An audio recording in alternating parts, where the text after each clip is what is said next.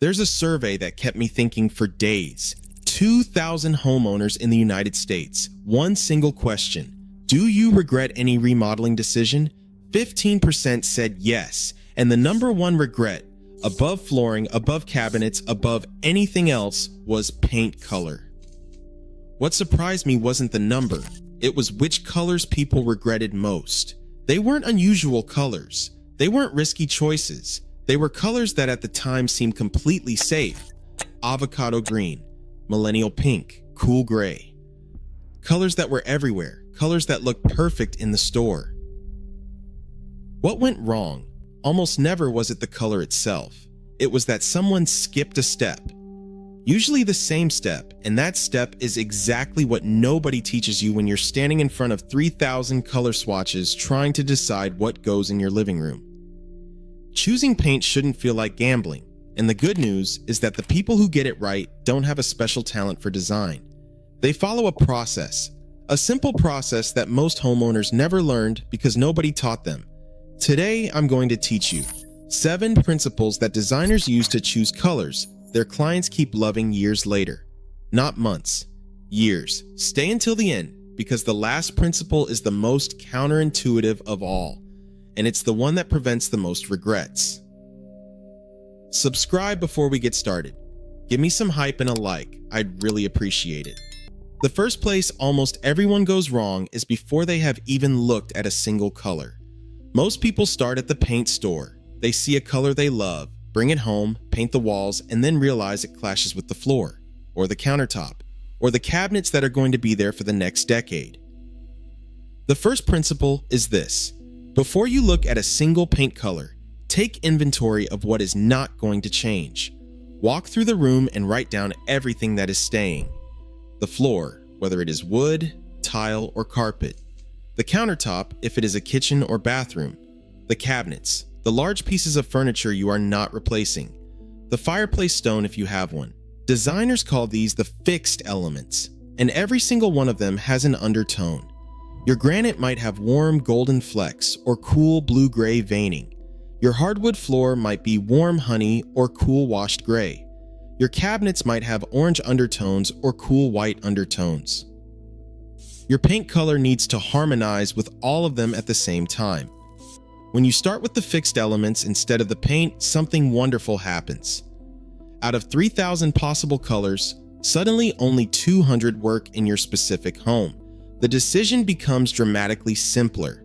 You are not limiting your options. You are finding your real options. There is a skill that separates people who love their paint from people who regret it.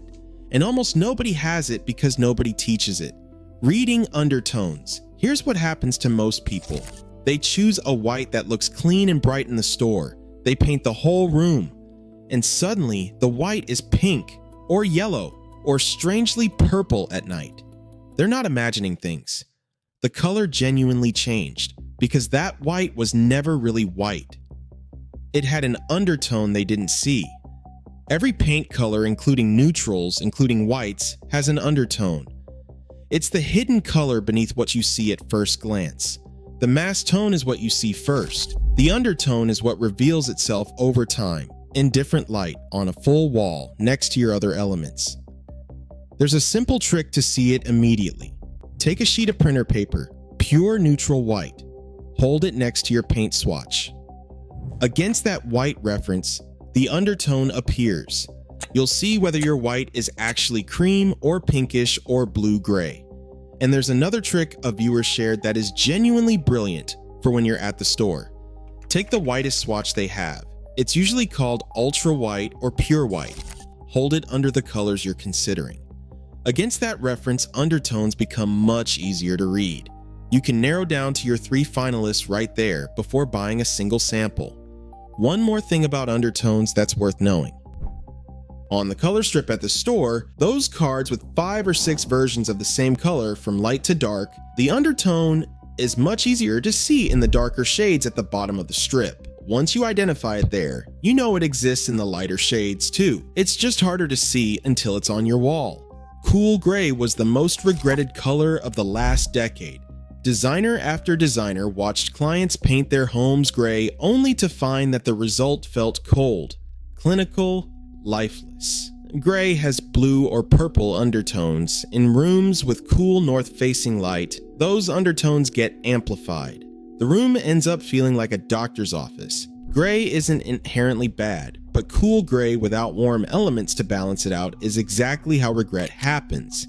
Here's something that surprises even people who already understand undertones. The same color looks completely different depending on where you put it. Not just in different rooms, on different walls within the same room. This is because of light direction, and it's one of the most overlooked factors in paint selection. A viewer shared something her grandmother taught her that turns out to be exactly what experts recommend. Her grandmother always considered which way the windows face before choosing a color. North-facing light is cool and even. Warm colors look muted. Cool colors look almost harsh. South-facing light is warm and generous. You can choose cooler colors without the room feeling cold. East-facing light is warm in the morning and cools off in the afternoon. West-facing light is dim in the morning, but turns intense and golden at sunset, which can make warm colors look almost orange. Before choosing any color, stand in the room throughout the day. Which direction does the sun come in from in the morning? Does the room naturally feel cool or warm? That answer tells you which color family is going to work there, and something almost nobody considers. What's outside your window can affect the light inside. A neighbor's red brick house, a very green yard, a blue swimming pool. Intensely colored surfaces can reflect tinted light into your interior. It's not always dramatic, but in some cases it can be exactly why a color that looked perfect on the swatch feels off on your wall. Now the principle that prevents the most regrets in terms of time and money. The 48-hour rule. The most common mistake isn't choosing the wrong color. It's deciding too fast. Someone picks up a swatch at the store, holds it against the wall, and it looks good in that moment. They buy 5 gallons and paint the whole room. Then they live with that color through the morning, midday, afternoon, evening, with the lights on and on a cloudy day. And something isn't right. Small swatches lie. Not because the color is different, but because the eye needs surface area and time to process how a color actually behaves. Buy small samples. They cost between $5 to $10 each, and they are the best investment in the entire paint project. Paint large swatches, at least 12 by 12 inches, preferably larger. Apply 2 coats and let them dry completely, at least 24 hours. Paint lightens as it dries. If you judge it wet, you're not seeing the final color.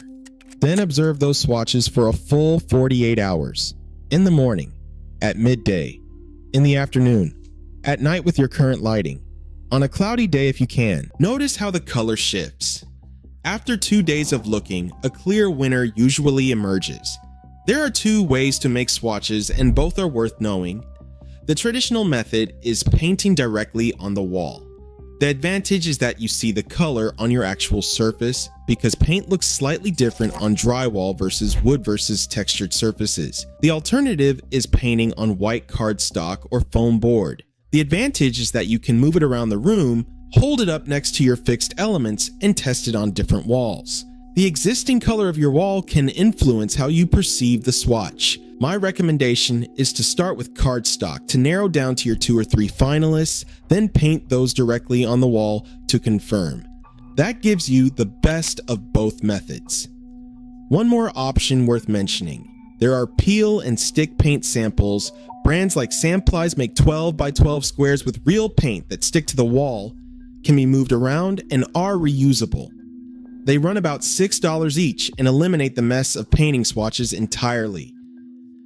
If you hate the idea of sample splotches all over your walls, these are worth looking into.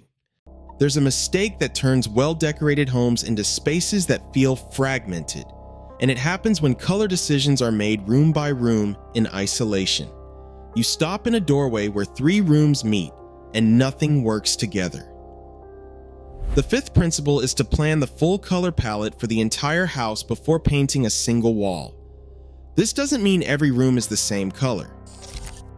It means every room is part of the same story. Designers typically work with 3 to 5 colors for the whole house. A dominant neutral that appears in most spaces, roughly 70%. a secondary color in a few key rooms, roughly 20%, and an accent color used sparingly, the remaining 10%. The trim color stays consistent throughout the entire house, the same white on every door frame, every window, every molding. That creates visual continuity even as wall colors change from room to room, and the undertones stay consistent too. If your dominant neutral is warm, your secondary and accent colors should also be warm. Mixing warm-toned walls in one room with cool-toned walls in the next creates visual tension at every threshold. For homes with open floor plans, where the living room flows into the kitchen which flows into the dining room, one base color throughout that connected space usually works best. You can add interest with accent walls or architectural details, but the base color stays consistent. Here's a trick a viewer shared that designers would genuinely appreciate. If you're having trouble finding colors that work together, go to a fabric store. Look at upholstery or drapery fabrics. When you find a pattern you love, one with multiple colors that feel harmonious, buy a yard. Use it as your color guide. The designer who created that fabric already did the hard work of making those colors work together. You can pull your wall color, your accent color, even your trim color directly from that fabric. And when you're done, turn that yard of fabric into throw pillow covers. Instant fabric coordination. Color trends are seductive. Every year, paint brands announce their color of the year. Magazines show stunning rooms in the season's palette, and some of those colors become the next decade's regrets. The principle here isn't to avoid trends, it's to use them strategically. Trending colors in small doses, in spaces that are easy to change. A powder room is ideal for a bold color. It's small, it's contained, and repainting it takes an afternoon. If you want to try that forest green or deep burgundy everyone is talking about, start there. Live with it for 6 months. If you still love it, maybe you expand. If you got tired of it, you learned something valuable at low cost. An accent wall is another option. One bold wall can make a statement without committing the whole room. If the trend passes, you paint one wall, not 4. Accessories are the safest option. Pillows, art, decorative objects. You can experiment with trending colors in these elements and swap them out whenever you want with no consequences. Where you probably shouldn't use trending colors is in your main living spaces. Your living room, where you spend most of your time. Your bedroom, where you're for hours every day. Your kitchen, which is expensive and labor-intensive to repaint because of all the prep work around cabinets and appliances. For these spaces, timeless colors do their job quietly. Warm neutrals, soft whites, colors that have worked for decades and will keep working. They're not exciting, but they don't generate regret either. And now we come to the last one, the most counterintuitive, the one I care most about you taking away today. When you're stuck between two colors and you can't decide, consider going with the warmer one. For over a decade, cool gray dominated interior design. It was positioned as the ultimate neutral, sophisticated, modern, safe. And millions of homes were painted gray, and millions of homeowners discovered that the result felt cold, sterile, unwelcoming, as if something had been drained from the house. A 2024 survey of 71 staging and design professionals found that 81% now recommend warm neutrals for interiors, not cool gray, warm beige, warm white, taupe. 81%. The same survey found that 46% of experts say earthy tones are the most popular palette right now. Mushroom-inspired shades, soft creams, warm whites. The phrase designers keep repeating is this: goodbye cool grays, hello cozy neutrals. But this isn't just about trends, it's about how humans respond to color. Warm colors tend to feel inviting. They make a space feel lived in, comfortable, like home. Cool colors can feel clean and fresh, but they can also feel clinical or unwelcoming, especially without warm elements to balance them. A viewer shared something I found very wise. She noticed that whites with yellow undertones, warm whites, seem to improve with time. They become richer, softer, but whites with gray or blue undertones, in her experience, age in the opposite direction. They become dull instead of crisp. This lines up with what some painting professionals observe. Warm undertones tend to age more gracefully than cool ones, which sometimes look dingy over time instead of clean.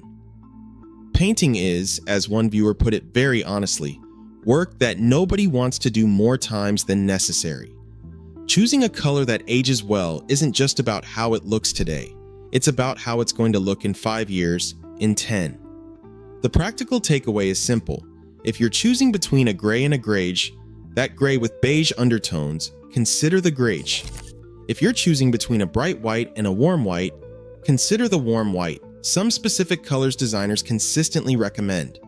Benjamin Moore. Pashmina AF100 for an elegant greige that works in many contexts. Sherwin-Williams. Accessible beige. SW7036 as a reliable warm neutral. Benjamin Moore. White dove for trim when you're using warm colors on the walls. When in doubt, go warmer. Statistically, you're less likely to regret it. That's the complete process. Start with what isn't changing. Learn to read undertones. Understand the light in your specific space. Give yourself 48 hours before deciding. Plan the whole house, not just one room. Use trends in small, easy-to-change spaces. And when in doubt, go warmer. Choosing paint isn't a talent, it's a process. And now you have it. What I hope you take away from this video isn't a list of specific colors. It's a different way of making this decision. One that eliminates most of the risk before you ever open the first can. Because regret with paint almost never comes from choosing the wrong color. It comes from skipping the process.